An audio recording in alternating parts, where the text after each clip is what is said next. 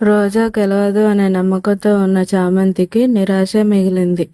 రోజా అన్నింటిలోనూ గెలిచేసింది. ఆఖరికి మణిహారం వేసుకునే విషయంలో కూడా గెలిచింది. తనకేమీ కాలేదు.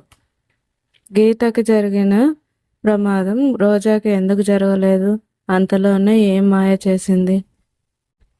రోజా గెలిచిందని చెప్పేసరికి తనే యువరాణి అని అందరూ ఒప్పుకుంటారు.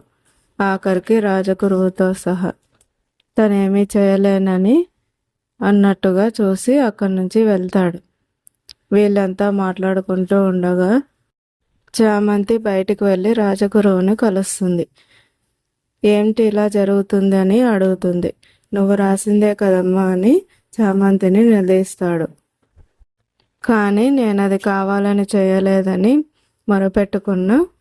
నీ చేత ఆ దేవుడే ఇలా చేయించి ఉంటాడని చామంతికి సర్ది చెప్పి అక్కడి నుంచి వెళ్ళిపోతాడు.